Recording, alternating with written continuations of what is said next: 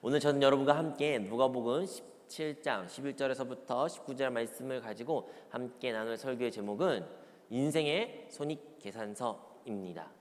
여러분, 우리 추석이라는 명절을 앞두고 있는 상황입니다. 추석하면 현대인들에 있어서는 쉬는 날, 노는 날, 혹은 조금 더 이제 청년들인 나이가 좀 청년들은 스트레스 받는 날, 이날에 잔소리 듣는 날, 시집은 언제 가냐, 취직은 언제 하냐, 이런 이야기 듣는 날, 어떻게 하면 도망가는 날, 조금 더 결혼하시거나 이제 하면 이제 부모님을 뵈먹는 날, 이런저런 다양한 날로 기억되고 있을 것입니다. 여러분에게는 추석은 무슨 날입니까?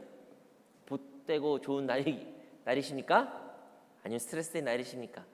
그런데요, 이 추석이라는 명절은요, 사실은 우리나라가 모든 명절도 그렇겠지만 이 명절에는 온 가족이 모여서 함께 먹고 마시는 것을 즐겼지만 가장 큰 이유 중에 하나는 한 해의 소산을 한 해에 심었고 거두는 그 모든 그 소득에 대한 것에 대한 감사와 기쁨을 기념했던 날이기도 합니다. 우리가 이 세상을 살아갈 때 하나의 법칙이 있는데 그것은 심는 데서 거둔다라는 법칙이 있습니다. 마찬가지입니다. 우리 인생 가운데 살 때 우리가 무엇인가를 얻기를 위해서는 반드시 무엇인가를 심어야 되죠. 내가 값없이 누린 것들도요, 사실은 그 누군가 그것을 위하여 희생하였고 심었기에 그 누군가 다른 사람이 거둔 것입니다.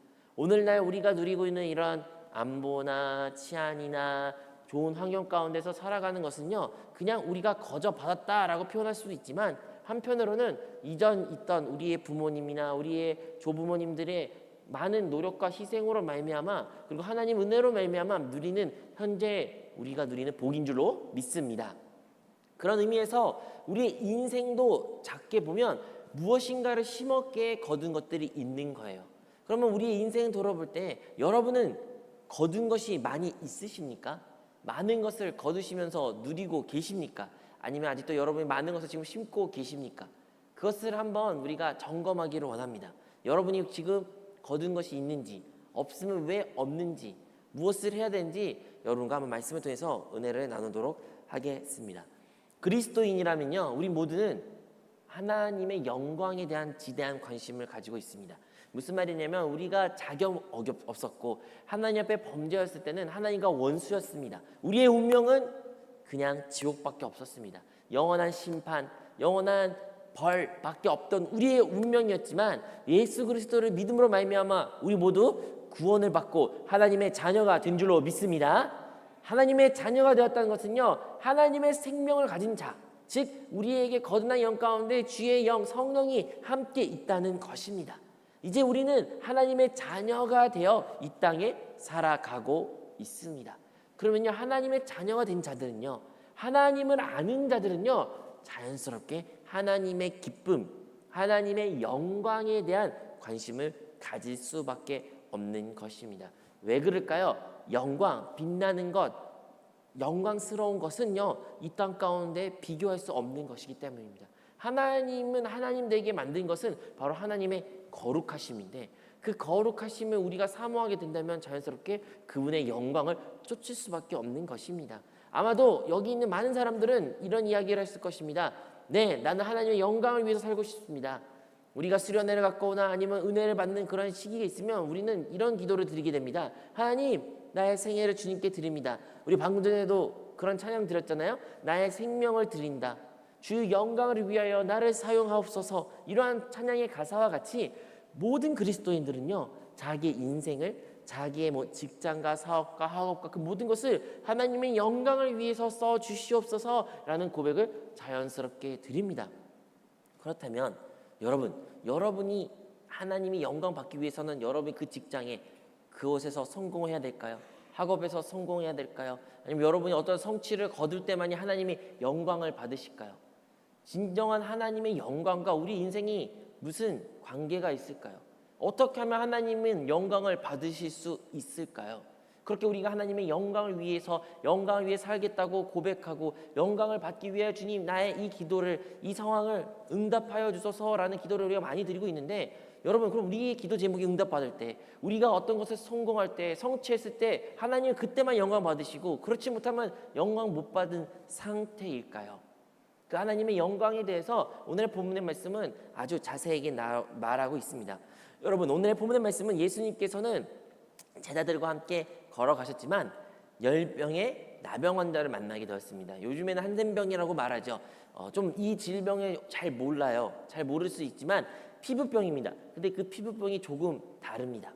그 피부병은요, 모든 것이 썩어지고 그것이 모든 세포들이 죽어가고 그 세포들이 죽은 것을 넘어서 그 조직을 절단해야 되거나 아니면 자연스럽게 그게 떨어지는 현상이 나타나게 됩니다. 이 당시 나병 환자들은 사회에서 격리될 수밖에 없었습니다. 이 질병은 너무나도 보기에게도 흉측하고 다른 사람들에게 불쾌한 냄새도 풍기고 그리고 많은 신체 조직이 무너지고 얼그러지고 보기에 너무 좋지 않아서 그들만의 사는 공간을 항상 따로 만들었던 것입니다. 우리나라도 그랬었죠. 하지만요, 이 사람들에게 그러한 외적인 단절만 있었던 것뿐만 아니라 그들에게는요, 사랑하는 가족들과의 단절도 있었습니다. 사회의 단절도 있었습니다. 그 어떠한 건강한 사람은 이들과 함께 있어서는 안 됐습니다. 나병 환자들의 의무 중에 하나는요, 그들이 다른 사람이 지나간 것이나 다른 사람이 보이면 소리를 질렀어야 돼요. 나는 나병 환자입니다. 나는 거룩하지. 나는 이 말하는 나병을 가진 환자입니다. 나에게 가까이 지 마십시오. 여러분, 나는 부정한 사람입니다. 나를 피하십시오라고 소리 질러야 될 의무가 있었습니다. 만약 나병 환자가 이렇게 소리 지르지 않았다면 그는 돌로 쳐 맞아도 죽어도 어떠한 변명도 할 수가 없었습니다. 이러한 인권이 아니면 이러한 상황까지 놓일 수밖에 인생이었기 때문에 그들의 사랑하는 가족조차도 외면당할 수밖에 없었고 그들을 사랑했던 그거와 상관없이 완전한 단절을 고립을 이들은 누렸어야 했습니다. 그런데요, 그들에게는 이렇게 질병적인 육시적인 아픔도 있었고 사람들의 관계의 단절도 있었고 하지만 무엇보다 그들을 가장 힘들게 했던 것은 다름 아니라 하나님과의 관계의 단절이었습니다. 구약시대는요, 이 나병 질병을 얻은 사람들은 하나님으로부터 철저하게 죄를 범하였고 하나님의 벌을 받은 사람만이 이 질병을 걸렸다고 기록되어 있습니다. 즉, 이 질병 받은 사람들은요, 이 영적인 상태가 하나님으로부터 절대적인 독립을 혹은 고립을 느낄 수밖에 없었던 것입니다. 나는 하나님으로부터 버림받은 사람이야. 나는 죄인이기 때문에 하나님은 나를 이렇게 형벌하셨어, 벌하셨어, 이러한 고통을 주셨어, 하나님 나를 사랑하지 않아, 이러한 감정을 살 수밖에 없었던 것이 바로 이 10명의 나병 환자들입니다. 오늘의 본문의 말씀에서 알 수 있는 것처럼 이들은요, 심지어 유대인과 이방인들이 함께 지냈습니다. 그 당시에는 유대인과 이방인이 함께 지낼 수가 없었어요. 결코 유대인들은 이방인들을 겸상할 수가 없었습니다. 유대인들은 이방인들 향해서요, 너희들은 하나님이 택한 민족이 아니고 율법도 모르고 하나님을 섬길 줄 모르는 사람들이기 때문에 너희들은 그냥 다른 동물들과 같은 것이야. 그래서 이방인들 향해서 막 강아지라는 표현도 씁니다. 이렇게 유대인들이 철저하게 이방들을 차별했지만 이 나병 환자들은 그들과 함께 있었던 것이 그 10명 환자 가운데 일부는 유대인, 일부는 이방이었던 것을 우리가 알 수가 있습니다. 여러분, 그게 가능한 일일까요? 하지만 이들은 가능했습니다. 왜 그럴까요? 왜냐하면 그들은 같은 아픔을 공유했기 때문이에요. 그 누구봐도 그 노인 처지, 상황, 그 누구보다 자기의 마음 알아주는 사람이 옆에 있기 때문에 그들이 서로 똘똘 뭉칠 수밖에 없었던 것입니다. 그래서 그 10명의 나병 환자들이 설사 그들의 출신은 다를지라도 그들은 함께 생활하고 함께 있었던 모습이 성경에 기록되어 있습니다. 오늘날 우리가 살고 있는 이 현대 사회 가운데 여러분, 우리는 많은 고립 가운데를 느끼며 살아가고 있습니다. 우리에도 인생 가운데 많은 문제가 있습니다. 그것이 육신적인 질병일 수도 있죠. 너무나도 많이 아파서 너무나 힘들어서 사람들은 하나님을 찾곤 합니다.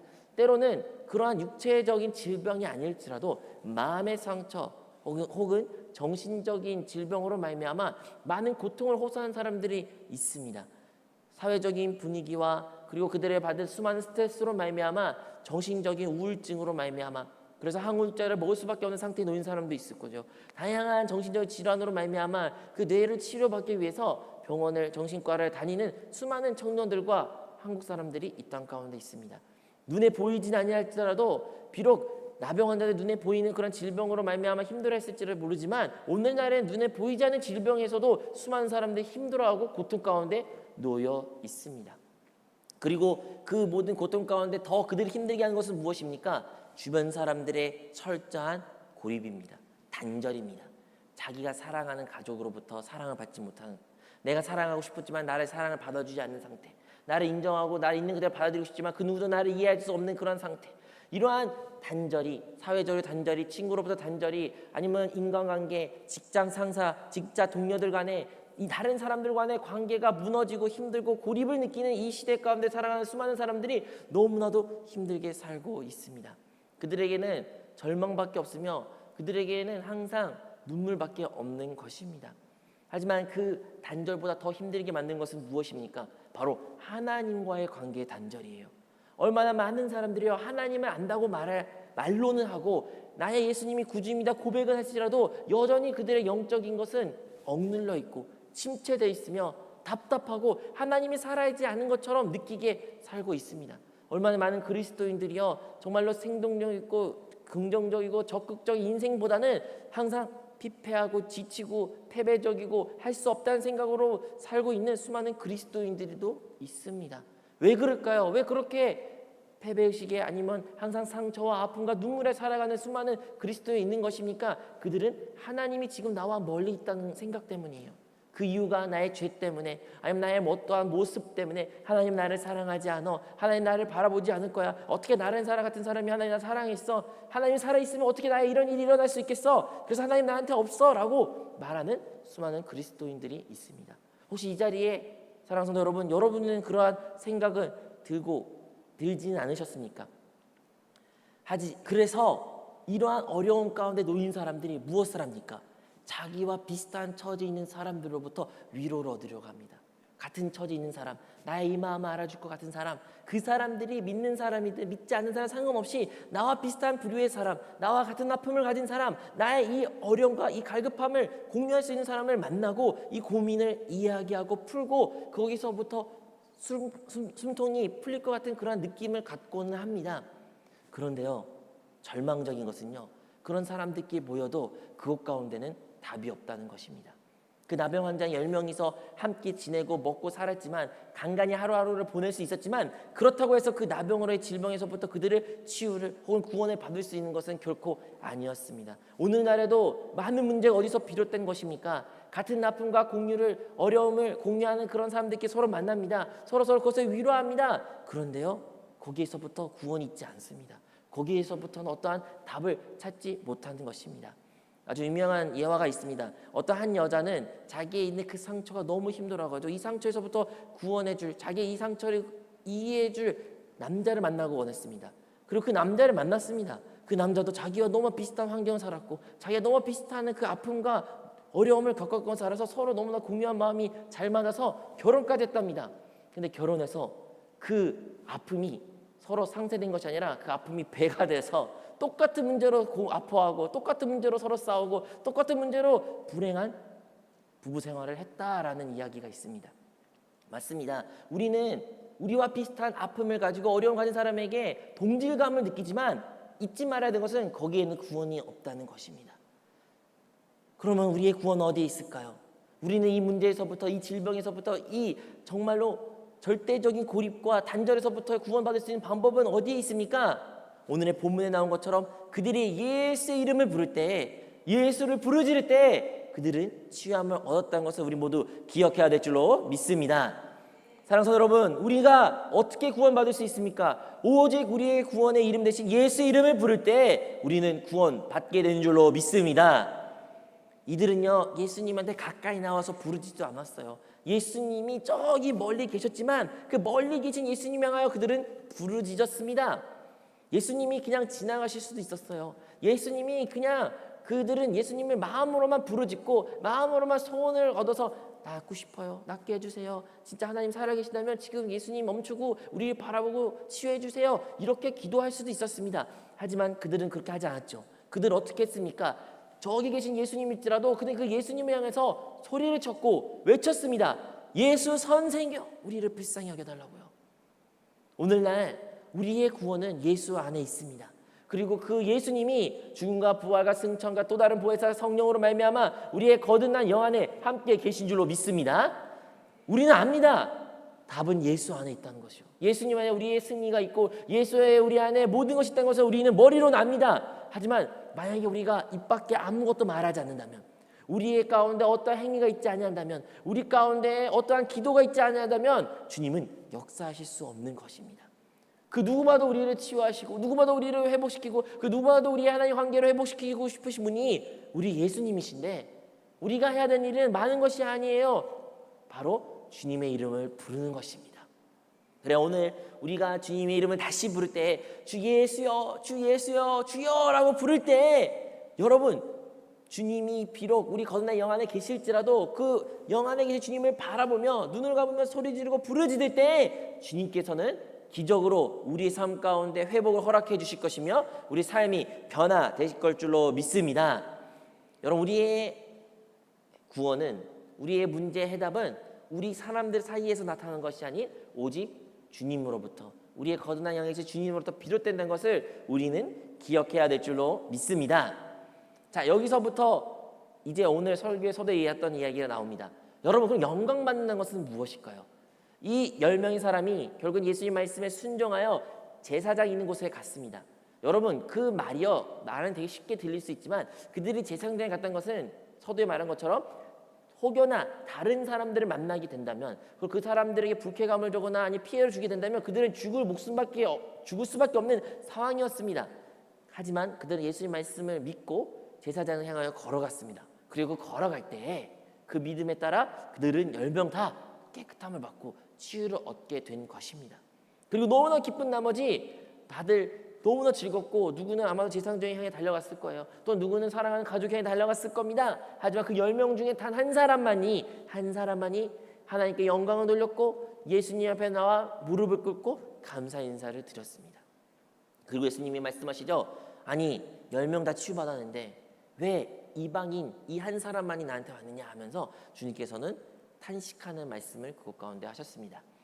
여러분, 오늘날 우리가 생각하기에는 영광 받는 것은 어떠한 문제가 해결되고 나의 기도의 응답이 되고 내가 어딘가에 합격되거나 취직되거나 나의 인생에 변화됐거나 치유됐거나 회복이 됐거나 이러한 다양한 것으로 말미암아 이것이 이루어질 때 하나님이 영광 받으신다라고 생각할 수 있습니다. 만약에 그러한 관점을 바라본다면 그 10명이 아픔에서부터 치유를 받고 나병에서부터 치유받았을 때 이미 하나님은 영광 받으셨고 끝났어야 됩니다.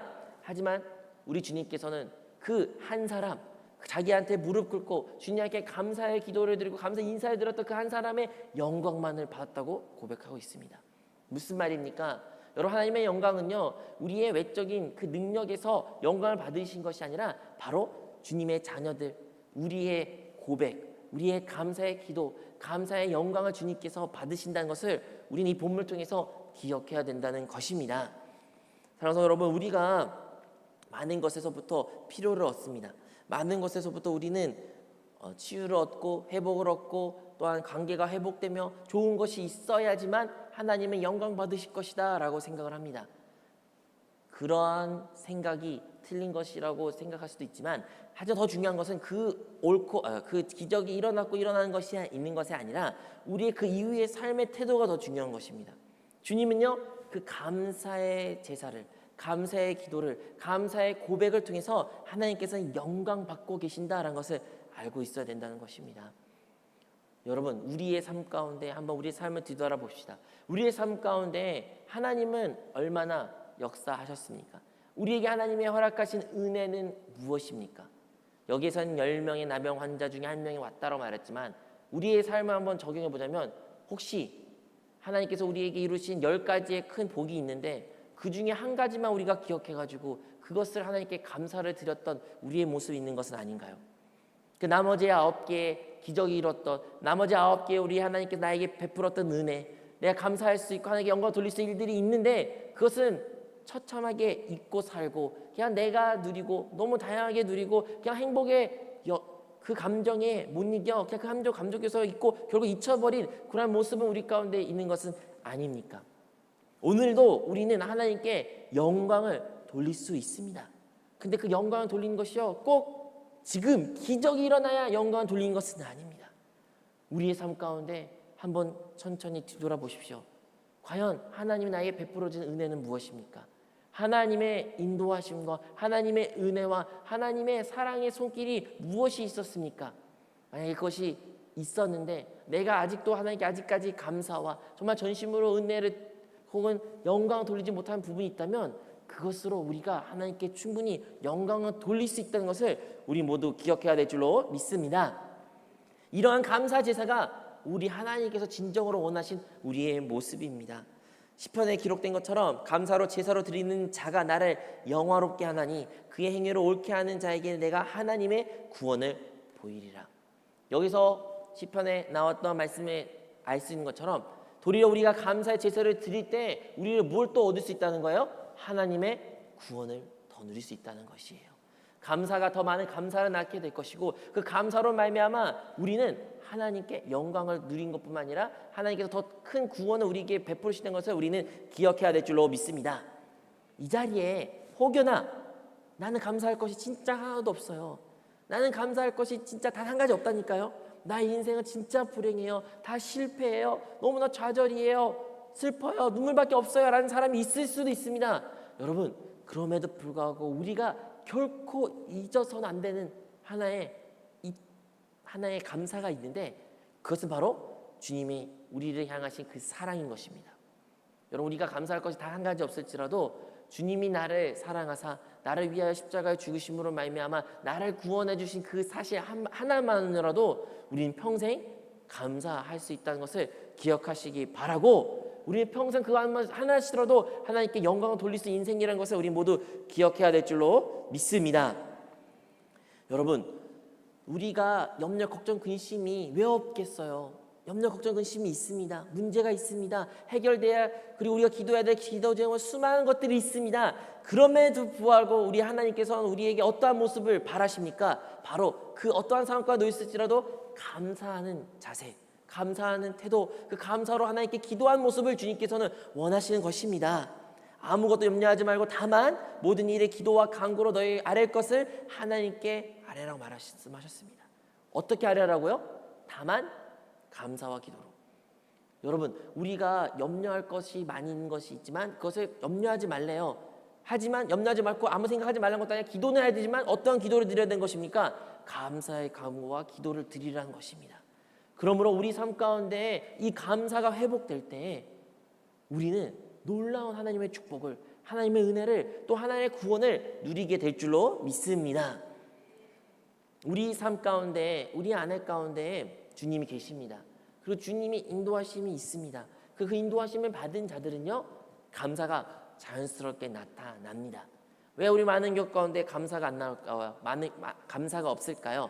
왜 우리는 하나님의 은혜를 잊고 살 때가 많이 있습니까? 그것은요, 많은 경우에는 우리가 하나님께 기도를 드렸지만 그 기도와 그 모든 일들이 우리의 생각과 의견과 나의 힘으로 한 것들이 너무 많이 있습니다. 결국에는 그런 것들이 있으면 우리는 이렇게 생각합니다. 내가 마땅히 기도했기 때문에, 내가 이렇게 노력하기 때문에 내가 이러한 것을 누릴 자격이 있다. 내가 한 것이다. 물론 하나님이 도와줬지만 내가 부르짖었기 때문에 하나님 응답하신 것이다 하면서 그 응답이 일어났을 때는 우리는 싹 잊고 살 때가 많이 있습니다. 그런데요, 정말로 우리 안에 계신 주님이 느껴지고 그 주님의 인도하심에 따라 기도하고 그 인도하심에 따라 우리 주님을 부르짖을 때 주님의 역사를 보게 된다면 모든 그리스도인들은 이 모든 것이 다 주님이 행하셨다라고 고백하게 될 줄로 믿습니다. 우리 인생 한번 뒤돌아보겠습니다. 여러분, 우리 인생 돌아올 때 오늘 설교 제목이 손익계산서입니다. 여러분, 우리의 인생은요, 하나님께서 허락하신 많은 것들이 있고요, 또한 삶 가운데 많은 눈물과 힘든 것들이 또 있습니다. 근데 여러분 한번 그것을 계산해 보십시오. 어떤 것이 더 비중이 클까요? 기업은요, 다 손실이 있고 손해보는 것도 있고 지출들이 있습니다. 그런 것 없이 기업은 절대 운영되지 않습니다. 하지만 그 기업이 건강하고 성장하고 있다는 것을 무엇으로 알 수 있는 것입니까? 바로 지출보다, 손실보다 수입이 더 많이 있으면 그런 것은 건강하고 성장한 기업이다 알 수 있는 것처럼 우리의 인생 가운데도요, 우리 삶 가운데 어려움과 문제가 있을 수 있고 그것은 없을 수가 없습니다. 하지만 여러분, 또 한편으로 우리 삶 가운데 감사, 주님께 드리는 그 감사의 기도, 영광 돌리는 일들이 얼마나 있습니까? 그것이 많으면 많을수록 우리는 더 건강한 신앙생활 모습을 가지게 될 것이며 우리의 신앙생활을 통하여 하나님께서는 더 우리 크게 사용하시게 될 것이며 더 큰 하나님의 구원하심과 우리의 구원을 통해 하나님의 영광이 나타날 줄로 믿습니다. 즉, 더 쉽게 말하면 내가 사는 것이 아니라 그리스도 사는 그 시간이, 그 나타난 선택이 그리고 현상이 많으면 많을수록 하나님의 영광이 나타난다라는 것을 우리는 기억해야 될 줄로 믿습니다. 사랑하는 여러분, 여러분의 인생의 손익계산서를 한번 잘 작성해 보십시오. 이번 기도 시간 동안 한번 기도하면서 한번 묵상해 보십시오. 그리고 비록 지금이 만약 감사할 그 모든 것이 적을지라도 여러분 기도하고 성령 빛빛 충만해 성령 충만할 때 그 많은 것들이 기억나게 될 것이며 그 많은 것들을 주님께 감사 기도를 드릴 때에 여러분이 기도했던 간구한 그 나머지도 하나님께서 다 응답으로 채워주시고 하나님의 구원을 여러분에게 허락할 줄로 믿습니다. 이러한 복을 누리는 우리 모든 성도님들 되시기를 주님 이름으로 축원드리겠습니다.